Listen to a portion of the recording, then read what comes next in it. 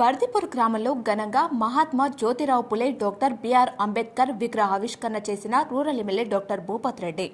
డిచ్పల్లి మండలంలోని బర్దిపూర్ గ్రామంలో మహాత్మా జ్యోతిరావు పులే మరియు అంబేద్కర్ విగ్రహ ప్రతిష్ఠ మహోత్సవానికి ముఖ్య అతిథిగా rural MLA doctor Bhupath Reddy హాజరై విగ్రహాలను ఆవిష్కరించారు.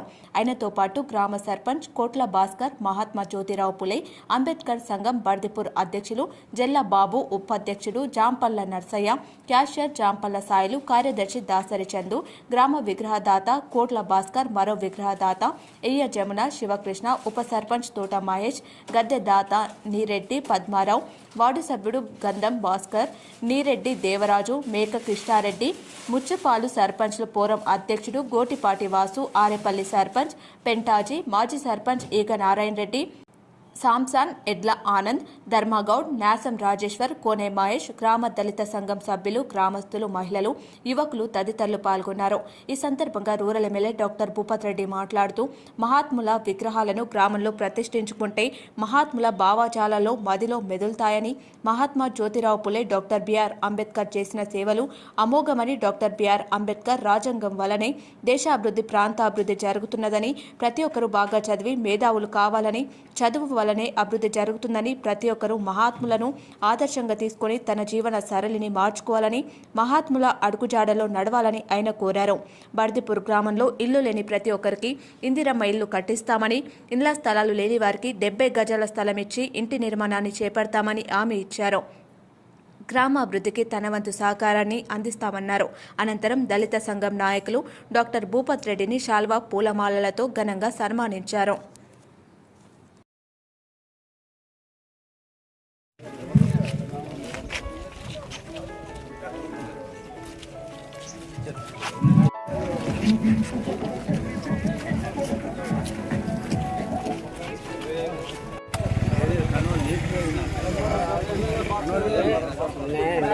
जोहार महात्मा ज्योतिबा फुले, जोहार जोहार महात्मा ज्योतिबा फुले, जोहार जोहार वर्धिल्लाली राजांगम वर्धिल्लाली राजांगम वर्धिल्लाली जय जय जय जय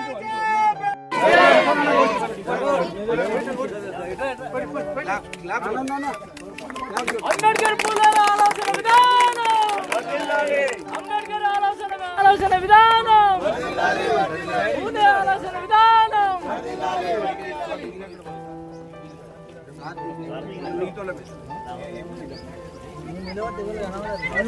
భారతరత్న డాక్టర్ బాబాసాహెబ్ అంబేద్కర్, భారతరత్న డాక్టర్ బాబాసాహెబ్ और महात्मा ज्योतिबा फुले, जोहार जोहार सरपंच साहब को हटे उंडो, जोहार जोहार हमारे है बाबा साहब अंबेडकर, जय जय भीम,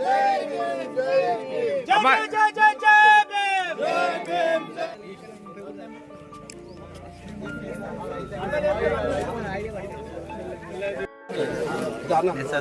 बाबा साहब अंबेडकर, हमारा है डॉक्टर बाबा साहब अंबेडकर, हमारा है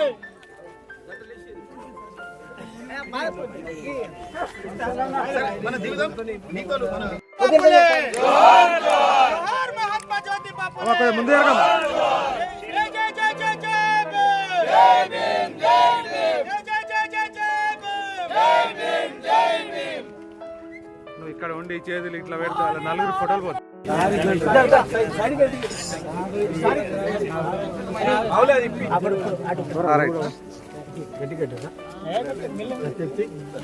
నాకు తిరగాలి, ఇట్లా తిరగండి, జెండా చూసి కాదు, జెండా లేస్తేనే కదా.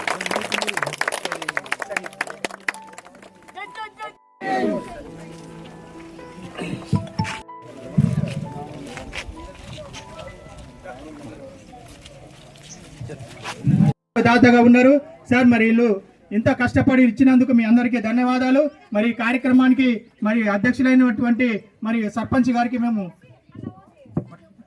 రోజు మా మాట మన్నించి మా విలేజ్కి మా గ్రామానికి ఇచ్చేసిన మన రూరల్ ఎమ్మెల్యే గారు భూపత్ రెడ్డి గారికి నా యొక్క నమస్కారం. మరియు ఇక్కడ వచ్చిన మా వార్డు మెంబర్లు, మాజీ సర్పంచులు, మండల సంఘం అధ్యక్షులు, ధర్మారం సర్పంచ్, ఆరపల్లి సర్పంచ్ అందరికీ నా యొక్క నమస్కారం. సార్ చాలా సంతోషం.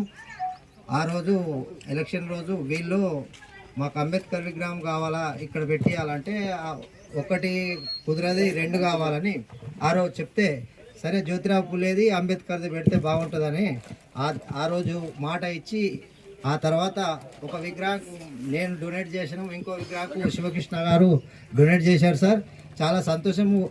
ఇక్కడ గల్లీలసుగా చాలా మటుకు అన్నీ రాసిచ్చారు హామీలు మేము చేస్తాము సార్ సహకారంతో అన్నీ నెరవేరుస్తామని చెప్పాను. ఇది ఒకటి ఫస్ట్ అయితే వాళ్ళు అనుకున్నది ఇది అయిపోయింది సార్. తర్వాత అన్నీ ఉన్నా మీ సహకారంతో నెరవేరుస్తానని చెప్పాను. మీరు మా మాట మన్నించి ఇక్కడికి వచ్చినందుకు మాకు చాలా సంతోషం సార్. మీకు నా యొక్క ధన్యవాదములు సార్. అదేవిధంగా విద్య మరియు ఇంజనీర్ కాలేజ్ కానీ అన్ని తీసుకొస్తున్నందుకు సార్కు థ్యాంక్స్. అదేవిధంగా మిత్రులారా మరియు గ్రామ ఈ కమిటీ మెంబర్ కమిటీ అధ్యక్షులు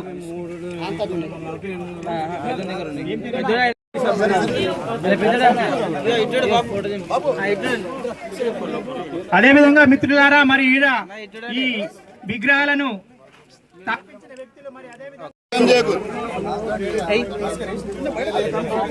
ఆగం చేస్తే సార్ పోతాడు. ఆగం చేయకూడదు.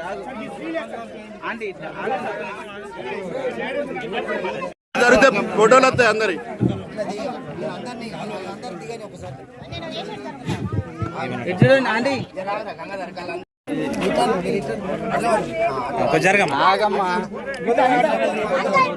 అరే కొద్దిగా ఆగండి కదా.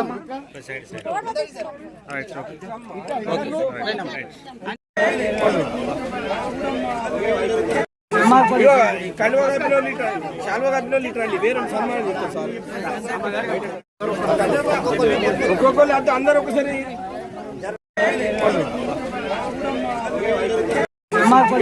కలువ కప్పిలో లీటర్ వేరే సన్మానం చేస్తారు సార్. చూడాలన్నా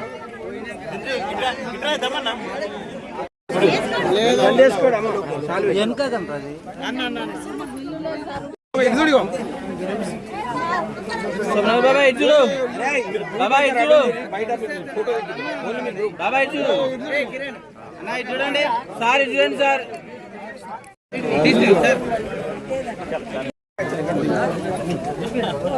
ఆగు ఆగు జాంపండి.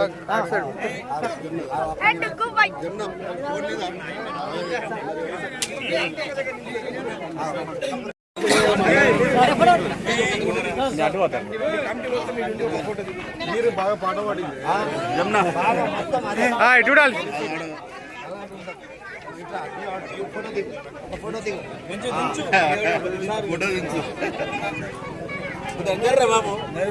అరే అన్న వెనక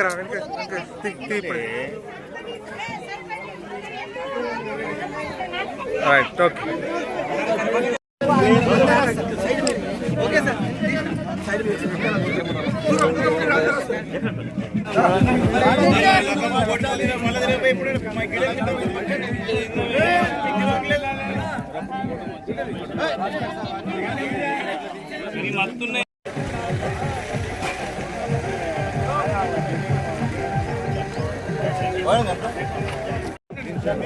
సింగిల్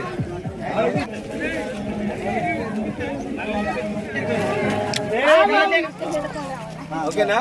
నెక్స్ట్ క్లాప్స్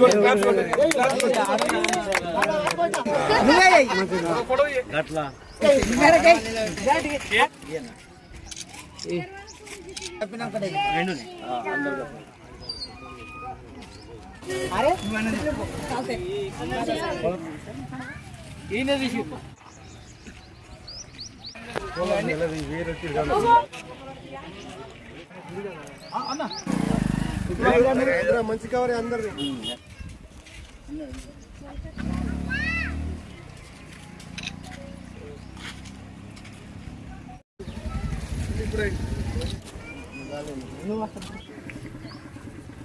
మన డిచ్పల్లి మండలంలోని బర్దీపూర్ గ్రామంలో మరి భారతదేశానికి చెందినటువంటి మహానుభావులు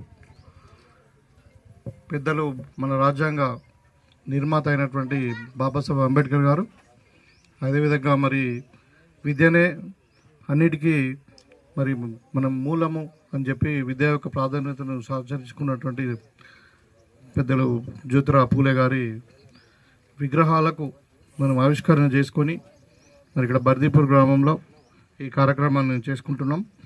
నాతో పాటు ఈ కార్యక్రమానికి మరి ముఖ్యంగా ఈ గ్రామ సర్పంచ్ పెద్దలు భాస్కర్ గారికి, మరి అదేవిధంగా ఉప సర్పంచ్ తోట మహేష్ గారికి తమ్ముడు, అదేవిధంగా Sailu ex sarpanch ex MPTC గారికి, తర్వాత ఈ విగ్రహానికి దాత అయినటువంటి మరి జమున గారు, అదేవిధంగా దేవరాజ్ గారు, ఈగ నారాయణ రెడ్డి గారు, మహేష్ గారు, బాబు గారు, మరి అంబేద్కర్ సంఘం అధ్యక్షులు నర్సాయి గారు ఉపాధ్యక్షులు, అదేవిధంగా భాస్కర్ గారు వార్డు మెంబర్, మరి సాయిల్ గారు, మరి వార్డు మెంబర్స్ అందరూ ఉన్నారు వాళ్ళకు.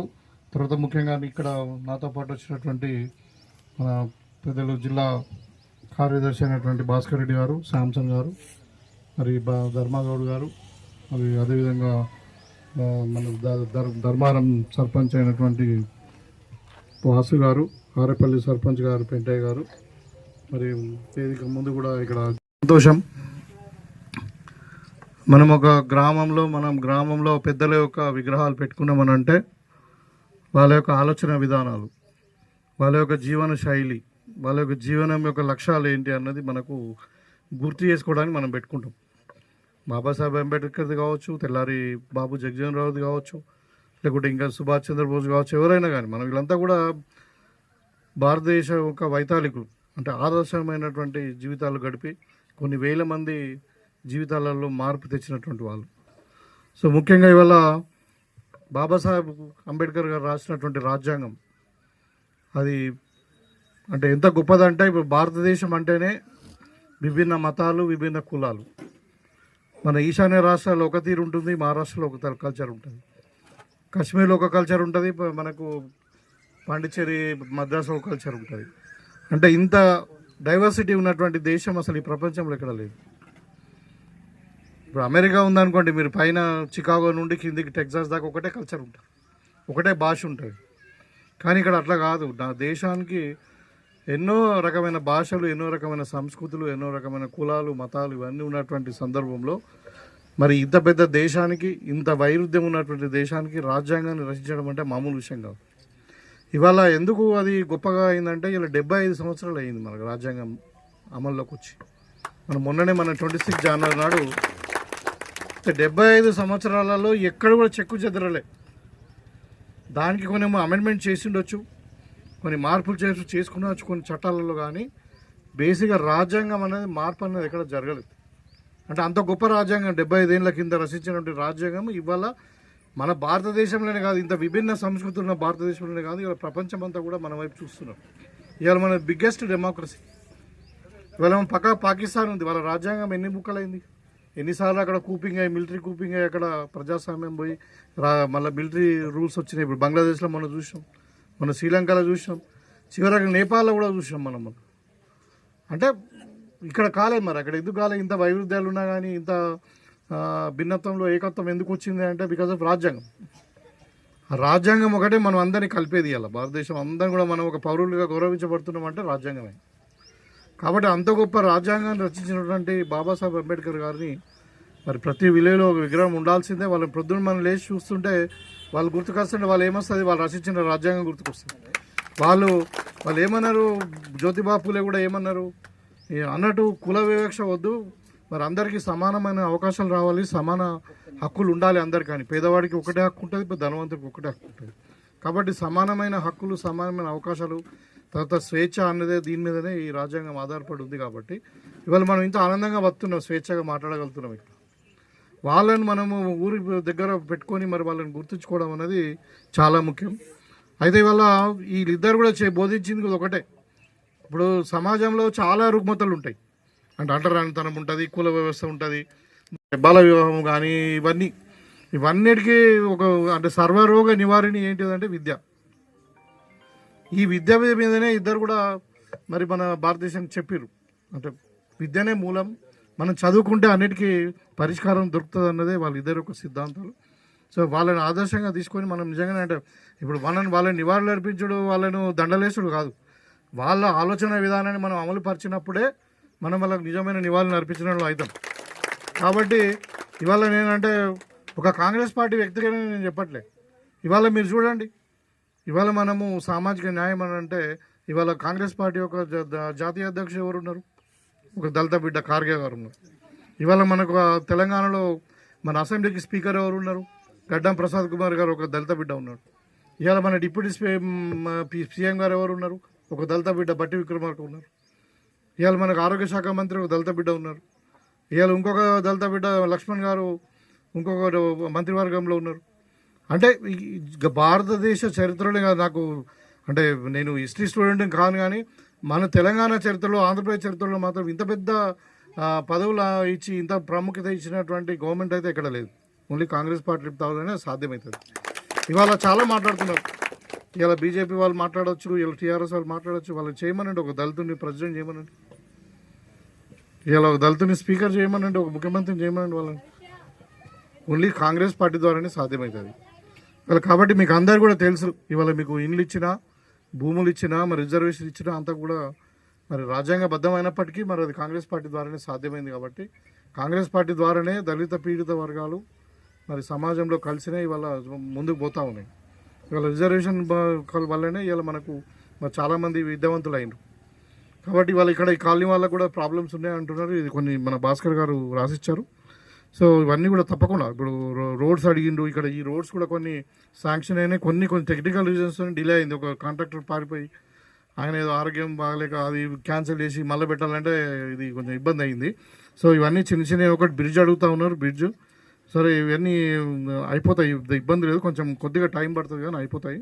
అది కాకుండా ముఖ్యంగా ఇక్కడ ఉన్నటువంటి మా అక్క చెల్లెళ్ళందరూ కూడా ఇలా చెప్తా ఉన్నాను, మీకు అందరు కూడా ఇందిరమ్మ ఇండ్లు ఖచ్చితంగా ఇస్తాం ఇప్పుడు అంటున్నాడు. అదే కొంతమందికి రాలేదు, మొన్న ఇచ్చినాం, ఇప్పుడు కొన్ని ఇచ్చినాం, ఫస్ట్ ఫేజ్లో మనం ఇచ్చినాము. మనకు ఎందుకంటే మనకు 3500 ఇండ్లు వచ్చినాయి. దాంట్లో మనకు 170 గ్రామాలు ఉన్నాయమ్మ. సో అందరు కూడా మన వాళ్ళే కాబట్టి అందరు పేదరికంలో ఉన్న వాళ్ళు, పేదోళ్ళకి అందరికి అందాల్సిందే కాబట్టి వాళ్ళకు ఖచ్చితంగా మంచిగా మేము ఊరికి కొన్ని ఇచ్చినాం. సో ఇంకా ఎక్కువ లేవు, 40-50 ఇండ్లే కావాలని అంటున్నాడు. మీకు అందరు కూడా 100% రెండో విడత మీకు ఇస్తాం. అలా ఒకవేళ ప్లాట్లు లేని వాళ్ళు కూడా గవర్నమెంట్ పాలసీ ఆల్రెడీ తెస్తూ ఉంది. 75 గజాల జాగా ఇచ్చి మీకు మరి అక్కడ ఇల్లు కట్టుకోవడానికి అవకాశం ఇస్తాం. మీరు అందరూ కూడా ఏం అలా టెన్షన్ పడేది లేదు. ఇవాళ మీరు ఆలోచించండి, గతంలో 10 ఏళ్లలో ఒక రేషన్ కార్డు ఇవ్వలేదు, ఇవాళ కొత్తగా రేషన్ కార్డులు ఇస్తున్నాం. ఇవాళ పేదోడు కూడా కడుపునిండా అన్నం తినాలని చెప్పి సన్నబియ్యం ఇస్తున్నాం. 3 పూటలు పెరుగన్నంతో తినాలా, మన వాళ్ళు కష్టపడతారు పొద్దునాకని చెప్పి ఇలా సన్నబియ్యం ఇస్తున్నాం 52 రూపాయలు ఖర్చు పెట్టి కొని. సో ఇలాంటి సంక్షేమ పథకాలు అమలు అవుతూ ఉన్నాయి. ఇది ఇందిరమ్మ రాజ్యం, ప్రజాపాలన. కాబట్టి కాంగ్రెస్ పార్టీ ద్వారానే మన అందరికి కూడా మరి భవిష్యత్తు ఉంటుందని చెప్పి నేను చెప్తా ఉన్నాను. చాలామంది విడదీసే వాళ్ళు ఉంటారు. ఇప్పుడు ఆనంద్ గారు చెప్పినట్టు విడదీసే శక్తుల వైపు మనం పోవద్దు. ఒకడు కులం పేరు మీద విడదీస్తాడు, ఒకడు మతం పేరు మీద విడదీస్తాడు. మనం అందరము భారతీయులమే. ఇవాళ నేను అడుగుతా ఉన్నాను, ఇవాళ భారతదేశానికి గ్రంథం ఏదైనా ఉన్నది అదంటే భగవద్గీత లాంటిది, ఖురాన్ లాంటిది, లేకుంటే బైబిల్ లాంటిది అంటేనే రాజ్యాంగం. ఇవాళ ఒక వ్యక్తి ఎవరైనా రాజ్యాంగానికి వ్యతిరేకంగా మాట్లాడుతున్నారంటే ఆయనకు దేశభక్తి లేనట్టే లెక్క. ఇక వీళ్ళు చేతులు గుద్దుకొని మేము దేశభక్తులు అని మాట్లాడుతున్నారు కొంతమంది. అంటే కాంగ్రెస్ పార్టీకి దేశభక్తి గురించి చెప్పాలా, ఎందుకంటే దేశానికి స్వాతంత్రం తెచ్చిందే కాంగ్రెస్ పార్టీ. ఇలా తెలంగాణ ఇచ్చింది కాంగ్రెస్ పార్టీ. కాంగ్రెస్ పార్టీ నుండి కుటుంబమే అంటే మొత్తం మహాత్మా గాంధీ కానివ్వండి, ఇందిరాగాంధీ కానివ్వండి, రాజీవ్ గాంధీ కానివ్వండి దేశం కొరకు ప్రాణం ఇచ్చారు. ఇలా నెహ్రూ లాంటి వాళ్ళు 14 సంవత్సరాలు జైలుకు పోయిన దేశం స్వాతంత్రం కొరకు. వాళ్లకు మన తాతకు దగ్గు నేర్పించినట్టు కాంగ్రెస్ పార్టీకి ఇలా వీళ్ళు దేశభక్తి గురించి నేర్పిస్తున్నారు. ఇప్పుడు గుజరాత్ కూడా చెప్పాలి, మనం వినాలి దేశభక్తి గురించి. అంటే అట్లా రాముడి గురించి, కృష్ణుడి గురించి చెప్తున్నారు, మనకు తెలియదా రామకృష్ణుడి గురించి? అంటే మనం అంటే ఇట్లా అన్నీ మీరు సరే ఇప్పుడు దాంట్లో లోతుగా పోకుండా ఏమంటారంటే ఒక మనిషిని సమానంగా చూసేటువంటి వ్యవస్థ ఉండాలి. రాజ్యాంగం ఏం చెప్పి సమాన హక్కులు అన్నారు, సమాన అవకాశాలు రావాలని ఇలా మనం రిజర్వేషన్ కోరుకుంటున్నాం. ఇలా బీసీలకు 42% రిజర్వేషన్ అన్నాం. సరే కొంతమంది ఏకీపించకపోయినా కొంతమంది ఏదో వైసీ వర్గీకరణ చేసినాం, సుప్రీంకోర్టు ఆర్డర్ ఉందని. సో ఈ రకరకాల సామాజిక ఒక న్యాయం జరగాలి అని అంటే, అన్యాయంగా పీడితులకు న్యాయం జరగాలంటే కొన్ని ఫెసిలిటీస్ అవసరం ఉంటాయి. కాబట్టి ఇవాళ కాంగ్రెస్ పార్టీ ఆ విధంగా ఆలోచన చేస్తూ ఉంది. ముఖ్యంగా మన ప్రియతమ నాయకుడు ముఖ్యమంత్రి గారు రేవంత్ రెడ్డి గారికి ఒక మంచి విజన్ ఉంది. మన తెలంగాణను మంచి నంబర్ 1 రాష్ట్రంగా తీర్చిదిద్దాలంటే అందరు నంబర్ 1 ఉండాలంటే అందరు బాగుంటేనే అవుతుంది. అది నేను ఒక్కనే బాగుండి 3 అంతరాల బంగ్లా నుండి పక్కకు కూర్చుంది అనుకో, అది బాగుండదు. కాలనీ బాగుండదు. కాలనీ అంటే మొత్తం అందరికీ కూడా బంగ్లా ఉంటేనే కాలనీ బాగుంటుంది. అట్లనే దేశమైనా రాష్ట్రమైనా అందరూ బాగుండాలి అనే కోరుకునేటువంటి ఆలోచనలో ఉన్నాం. అందుకని ఇలా పేదవారికి ఒకవైపు సంక్షేమం, ఇంకోవైపు అభివృద్ధి, మరి ఇంకా విద్యకు కూడా ప్రాధాన్యత ఇస్తా ఉన్నాం. ఇప్పుడు విద్య వీళ్ళు మహానుభావులు ఇద్దరు మనం పెట్టుకున్నాం కాబట్టి ఇలా మన తెలంగాణ యూనివర్సిటీ మన కాన్స్టిట్యూన్సీలో ఉంది.